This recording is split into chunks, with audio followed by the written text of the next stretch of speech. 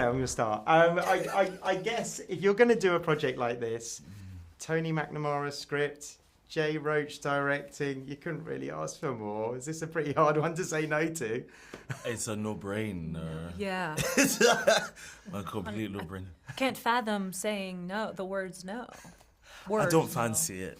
Actually, got things to do. No.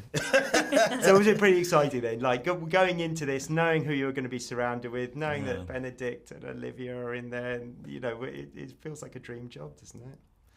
Yeah, it's wonderful. Absolutely. You only hope and dream this kind of opportunity comes your way and that you could be a part of it. Absolutely. And it just was like, from the getting of the script, getting involved, and then getting to set, it was that level of wonderful, all the way through. Oh, nice. Well, that really comes across on screen, so it's an absolute joy to watch. It is a brilliant movie.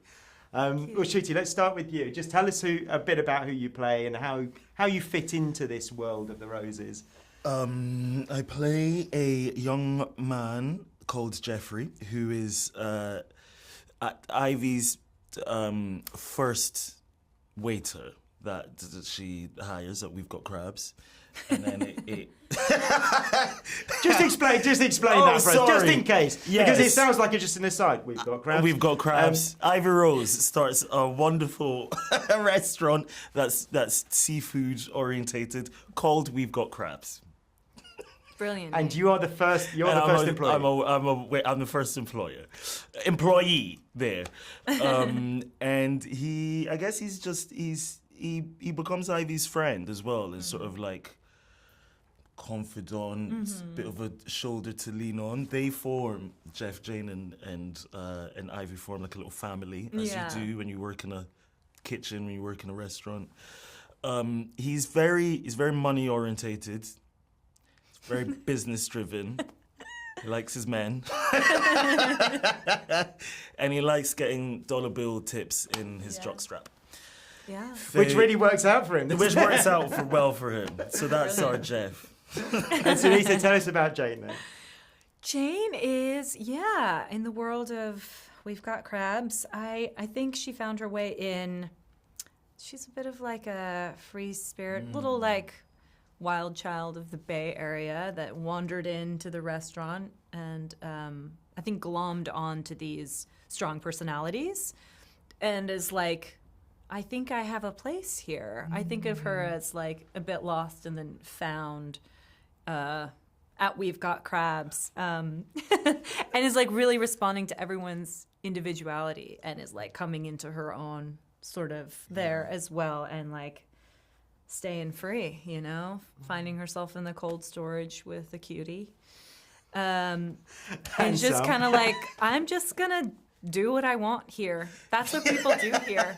And I think I'm very happy. And the friendship, I think, is very lived in by the time you meet her and meet Jeffrey, that there's this like solid team happening. They've got each other. And they'll have each other's back, when stuff goes down. I love that scene. For the most British scene I've ever seen was when Ivy comes in and she's kind of pretending that it's not happening, but she needs to get the mayonnaise or whatever it is. And it's like, okay. Carry on. But what sort of boss is Ivy? Because she kind of allows everyone to be themselves a little bit, doesn't she? Yeah. Yeah. Exactly. Because she's so herself and technically not maybe a very good boss, but we love her. Yes. And I think that's why you love her, and I think it's why it and I think we would succeeds. do anything for her. Like we have like unwavering loyalty towards Ivy. Yeah, and whatever happens to her. Yeah, just to clarify what I mean by that, she doesn't like doing the boss stuff, like telling people what to do, having the restaurant open regular hours so that the restaurant can make money. Yeah. I just think she has her unorthodox style. So that's what's cool. She's great at cooking. Don't get me wrong. And well, I wanted to ask, that's Ivy in the show, but what sort of boss do you think Olivia would make, Ncuti? What do you think it would be like to actually work for Olivia? Not Olivia as Ivy, but Oh, I thought she meant Ivy. I see. Did No, you not? I didn't. Yeah. No, but Okay. as an add-on Now to that. we're- Yeah, okay. yeah. I think maybe kind of similar. I think that she would allow everyone to just be their best selves and encourage everyone to be their best selves. I don't think she would want to tell anyone what to do. I don't think she would want to, like, she would just be like, we just had lots of chats and scones. She's just the best. She's just the best. It feels Well, like her tell me. angel wings are like opened and then you're like under them. Yeah. Yeah, she's just so very wonderful and Warm welcoming. and and welcoming. she wants to have a good time. Because those scenes really feel like it. Yeah. It felt like a loose script. I know it wasn't, but it felt Right. like you were all just kind of playing. We really Yeah. were sticking to this script. Olivia is a beautiful example of just being so full of life and like love off camera, and it absolutely Just is translates. how she is on camera too. So for me, it was like a beautiful example of how I could take that into my own acting of like the work and the life and the work and the life are all kind of like seamless. And you can just, you don't have to compartmentalize as much necessarily of like, this is my job and I take it very seriously and don't talk to me while I prep and cry in a corner. Like maybe you need to do that at times for yeah. sure, but it was just like a beautiful kind of openness on set. And I think that was coming from Olivia and Jay and Benedict too. Yeah. That's lovely to hear. Yeah. You can win an Oscar and still be yourself, you know, Yeah.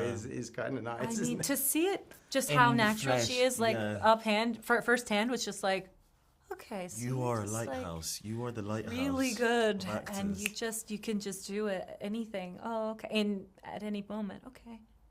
Fine. I want to ask before we run out of time. I want to Yeah. ask each of you. Have you both seen the film? Yeah. You've both seen it, okay? Yeah. Because sometimes I talk to people and they haven't, even though they're in it. Yeah. So what do you most like about it? What was the experience like for you as a viewer?